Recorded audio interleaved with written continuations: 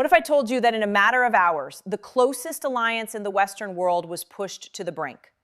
What if the words economic war weren't just political theater, but the opening shot in a high-stakes showdown between Washington and Ottawa? Tonight, we're breaking down the moment when President Donald Trump declared what many are calling a trade war against Canada, and how Prime Minister Mark Carney delivered a cold, calculated response that stunned the world. This isn't just about tariffs. This isn't just about trade. This is about power, sovereignty, and who really controls North America's economic future. Stay with me, because what happened next changed everything. It started with a fiery announcement from the White House. Trump accused Canada of ripping off American industries, slamming Ottawa over steel, lumber, and auto exports. In a nationally televised address, he vowed aggressive tariffs, calling them necessary retaliation. Within minutes, markets reacted. Canadian dollar wobbled, U.S. futures dipped, analysts scrambled, social media exploded.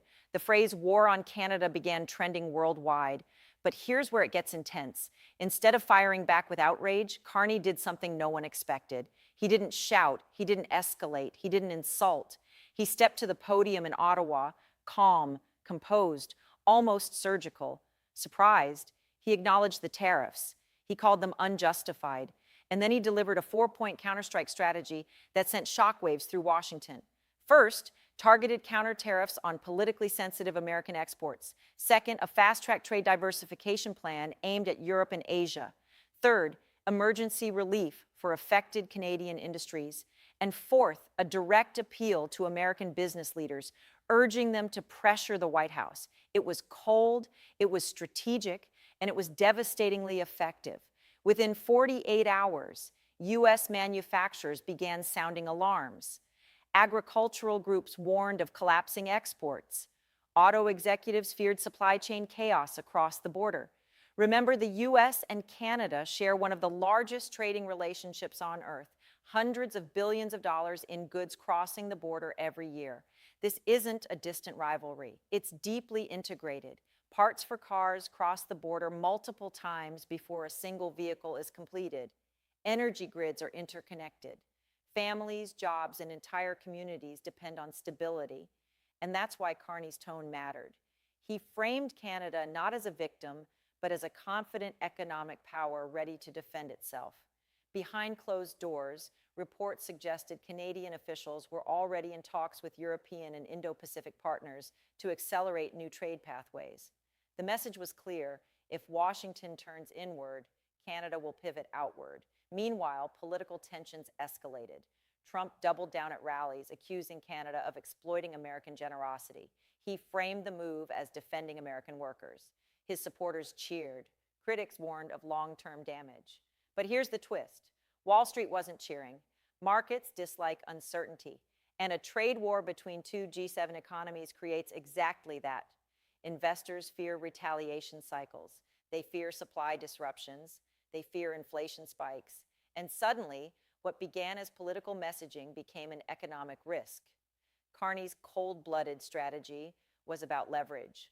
By targeting specific U.S. states heavily dependent on exports to Canada, Ottawa applied pressure where it would hurt most: local economies tied to political influence. It was a reminder that trade wars aren't fought with tanks. They're fought with spreadsheets.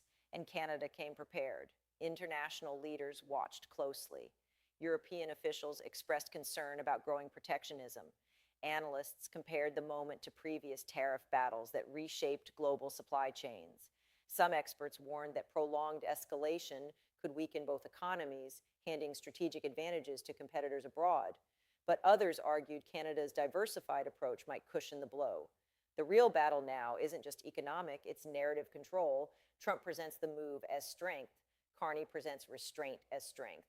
Two different political styles, two different audiences, one high-stakes confrontation.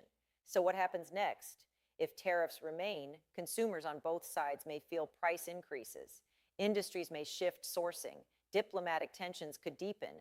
But if negotiations reopen, this could become a dramatic case study in brinkmanship, where bold declarations collide with calculated responses. And here's the bottom line. Alliances are tested not when times are easy, but when pressure rises. The U.S.-Canada relationship has survived wars, recessions, and political upheavals. But moments like this reveal how fragile even the strongest partnerships can feel when economic nationalism takes center stage. The world is watching, markets are watching, and millions of workers whose livelihoods depend on cross-border trade are watching. Curious, was this a declaration of economic war or the opening move in a high-stakes negotiation? One thing is certain. Carney's calm counterstrike shifted the momentum, and in global politics, perception can be as powerful as policy. If this standoff continues, it could redefine North American trade for years to come. Stay tuned, because this story is far from over.